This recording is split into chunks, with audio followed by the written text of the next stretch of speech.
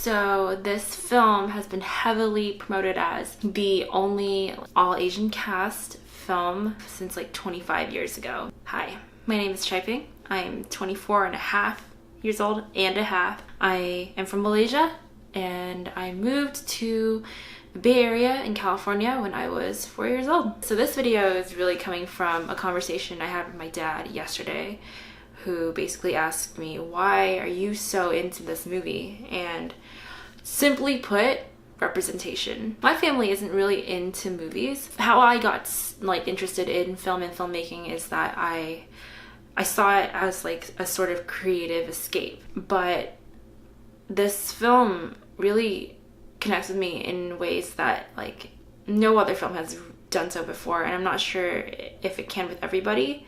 But the thing with culture and representation is that it is sort of universal, even though like you don't think it is sometimes. In other videos where I have addressed culture, people have been like commenting, and it's been really cool to see how even if we are from different cultures, how they can relate to some part of that. So if you guys come up with anything you want to say, just leave it down below because I read everything. I was fortunate enough to go back to Malaysia every year, so I have a clear picture of it in my head almost every year. When we would go back, it would be for about 2 months at a time in the summer, and so I'm basically, my personality is like a 6th Malaysian. So I feel like this film did for, you know, Asian Americans what Coco did for my friends with Mexican descent. It's crazy, like the effect that it can have on people. Like I went to Disneyland after Coco came out, and the part of the Pixar fireworks where it is Coco, people just like cheer and like whoop. It just escalates.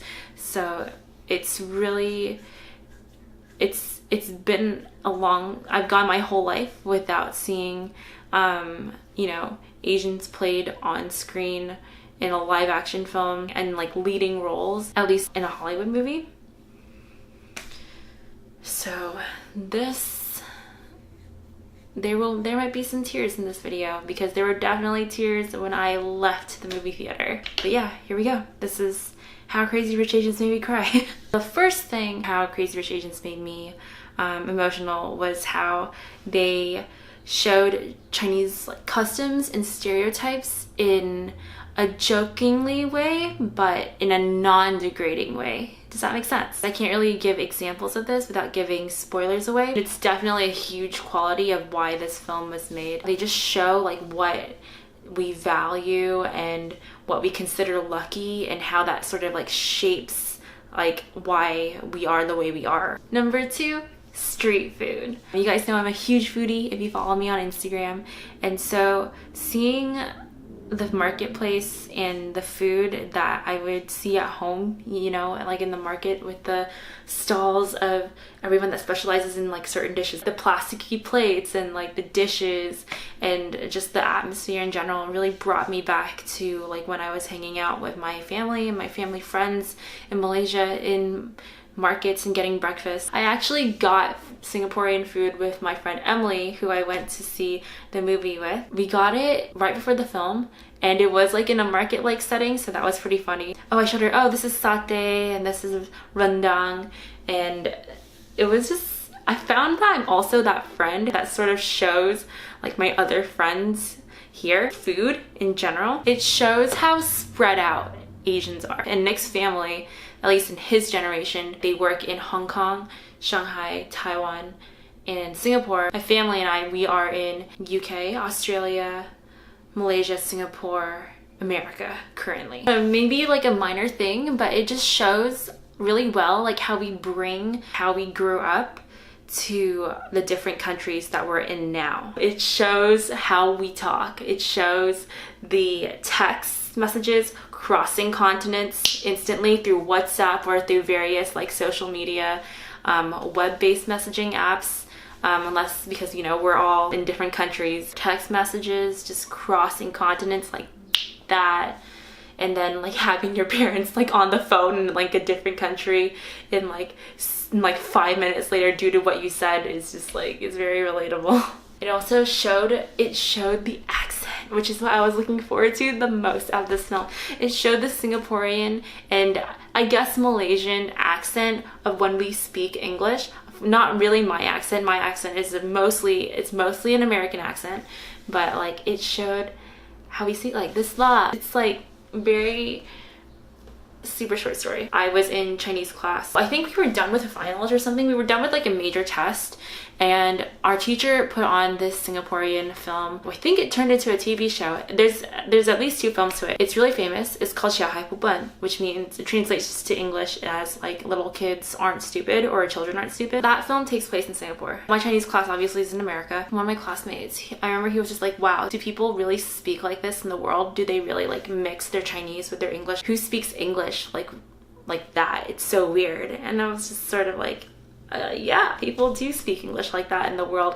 And there were definitely some jokes that my friend and I, because my closest friend that was in that class I've known since 6th grade, and so she's hung out with me and my family before, and there were definitely some jokes in there that only she and I got.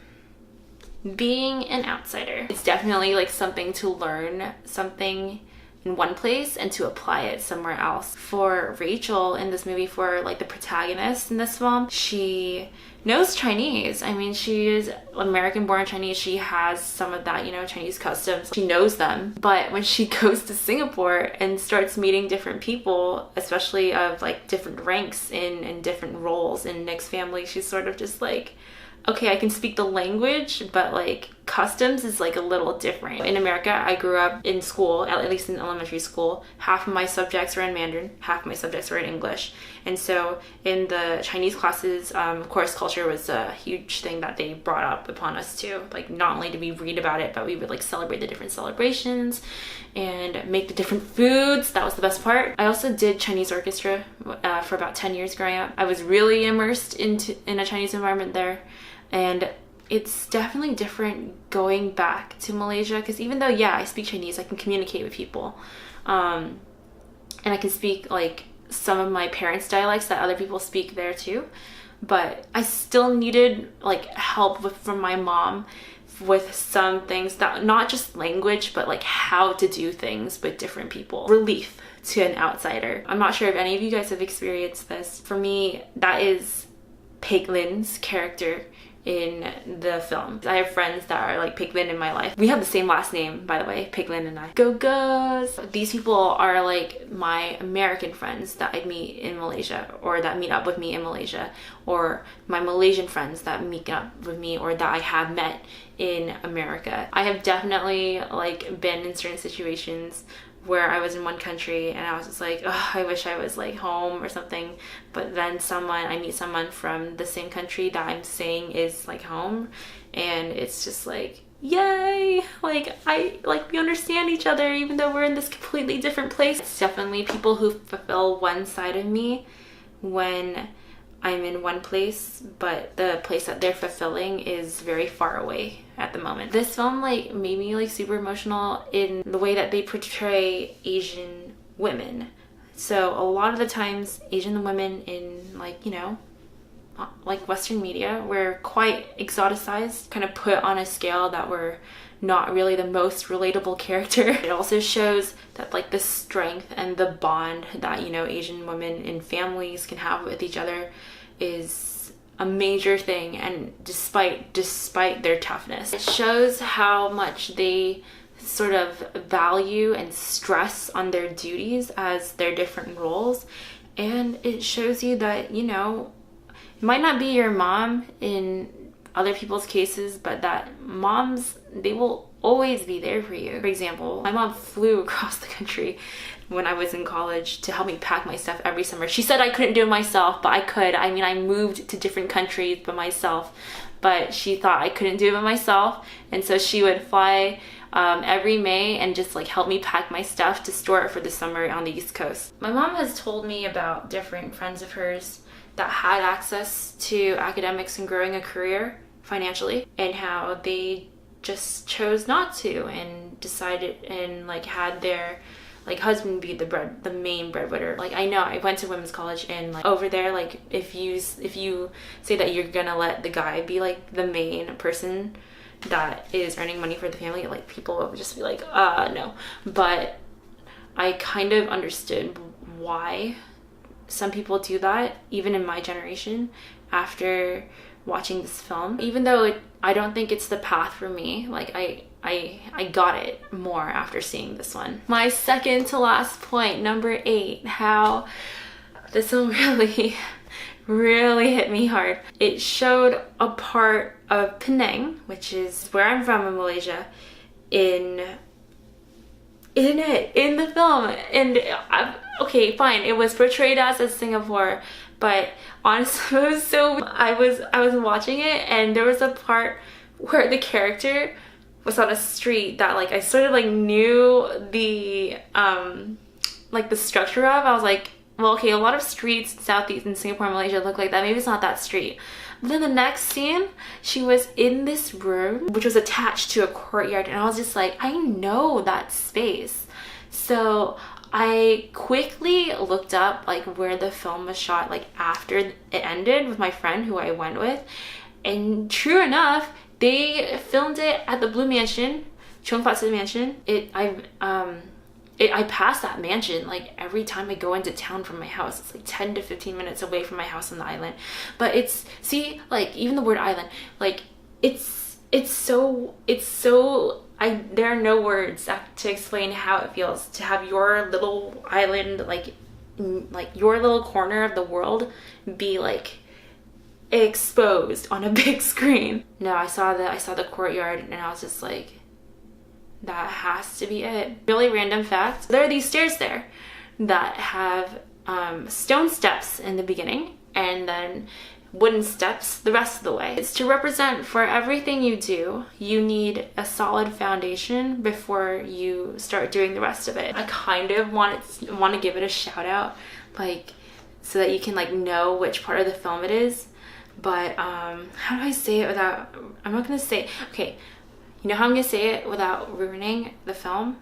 Is mahjong. So yeah, go look for the mahjong scene.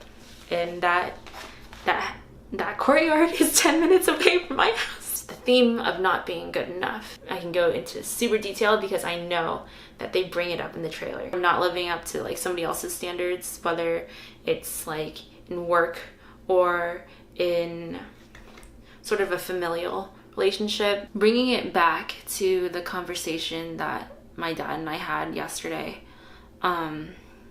he told me that I really struggle with discerning right from wrong, and I was just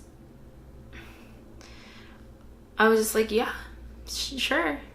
But I will say that every video that I've made on this channel was the right thing to do.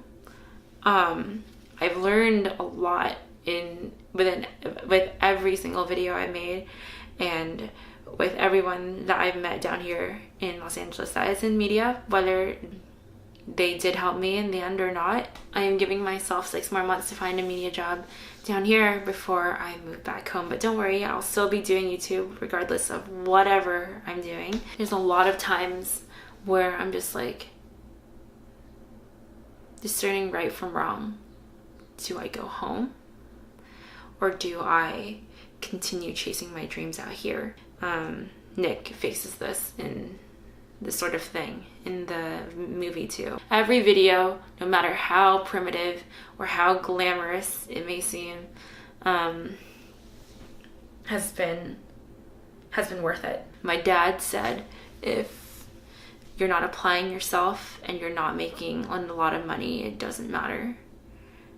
But if I'm giving it all I've got, and if I'm combining my passions, and if I'm really going for it, at least in my 20s, then surviving is the only thing I have to worry about. And even though, yes, I'm lucky enough to know some people that had some sort of input or did work on this film, I'm not gonna be like, oh hey, yeah, I'm Malaysian, give me a production assistant job or another job on set or in the studio, or yeah, no, I'm not gonna be like that.